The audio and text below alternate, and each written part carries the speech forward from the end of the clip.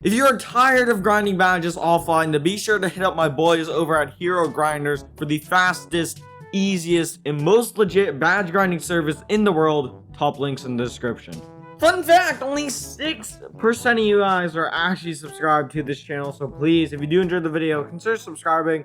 Also, if you haven't already, like the video. It helps the channel and the video out so much, and enjoy. In today's video, I'm going to be showing you guys the best isolation basketball build in NBA 2K21 Next Gen. So for this very first build, we are going to go ahead and be a power forward. As you guys may already know, power forwards are a little bit slower, but they get way more badges. Also going to make a second build, which is going to be a point guard build, which is going to be super duper speed boosty, but maybe with a little bit less badges. Onto the body settings, the first thing I'm going to go ahead and do is drop the height down to minimum. As you guys already know, if you're shorter, you are faster and you have more ball handle, which is really important for an ISO player. And then next, we're also going to drop the weight to 211, which is one off of minimum. For an ISO player, having speed and acceleration is really important, whereas strength really isn't that important at all. And finally, for the wingspan, we're going to go ahead and max this out. This is just really important to get as many badges as possible. On this screen, as you guys may already know, let's get the obvious things out of the way right now. And just like that, all of the obvious things are out of the way. As you guys may notice, we have 25 stamina, and the reason for this is because 25 stamina is actually the same thing as 50 stamina. And then after testing stamina, 2K Labs discovered that 25 stamina and 99 stamina are only a small difference. Not to mention, I've also had many Pro-Am and Rec Center guards come up to me and tell me that you actually do not need max stamina this year. So the first thing I am going to actually do is scroll up to offensive rebound and bump this up 6 ratings to 76 while having 20 defensive rebounding badges. 20 defensive rebounding badges isn't a ton, but it is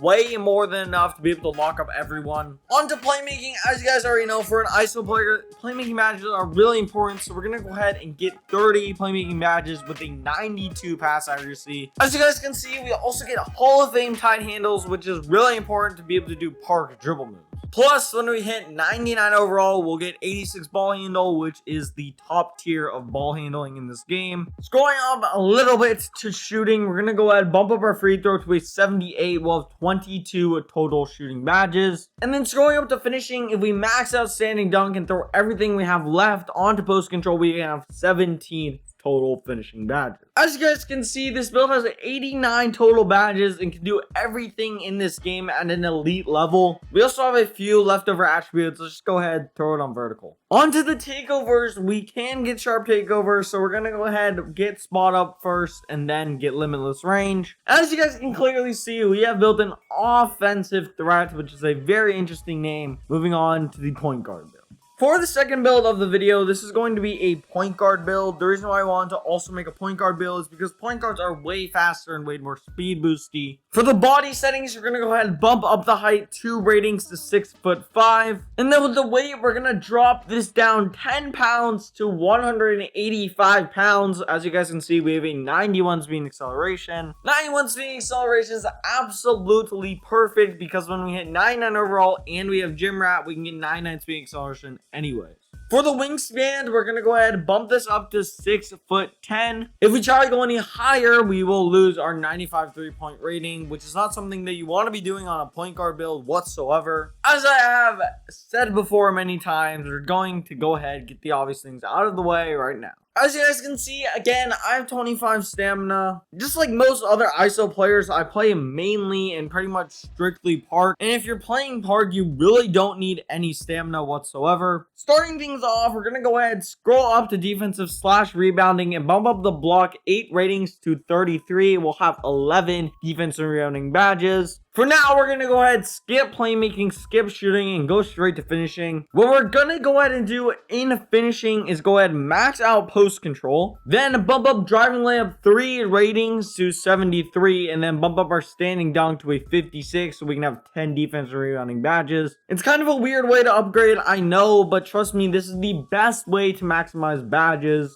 As I said, we'll come back to playmaking. What I'm gonna go ahead and do is bump up the pass accuracy to a 92. We will have 24 total playmaking badges. And then if we go ahead, throw all of our ratings onto free throw, we can have 23 shooting badges and a 72 free throw. What we can do to get the 24th shooting badge, which we're so close to getting, is drop down the speed of 1. Then if we throw our 1 rating onto free throw, we can have 24 shooting badges. With whatever leftover ratings we do have, we're just gonna go ahead, throw on vertical, we'll have a 74 vertical. Just another variation of this build is going to be dropping down the free throw to a 70. We'll have 23 shooting badges. And then if we go ahead, throw those ratings onto playmaking, we can have 26 playmaking badges. What I would recommend doing with the leftover attributes is just throwing it on vertical. We'll have an 83 vertical. This gives us 1 more total badge for a total of 70 badges. It's completely up to you whether or not you want to do this. Just ask yourself, is 2 playmaking badges more important than 1 shooting badge, or the other way around? For takeovers, the first takeover, I just have to go spot precision. It's just the best takeover in the game. And now with the second takeover, let's just go with a fun one. Why not angle breaking shots? As you guys can see, I have built another offensive threat. For some reason, when you upgrade playmaking badges a lot, it just automatically gives you the name offensive threat. It's really weird. Anyways, you guys, that's pretty much it for the video. If you did enjoy it, please consider subscribing to the channel. Also, if you found it helpful, like the video.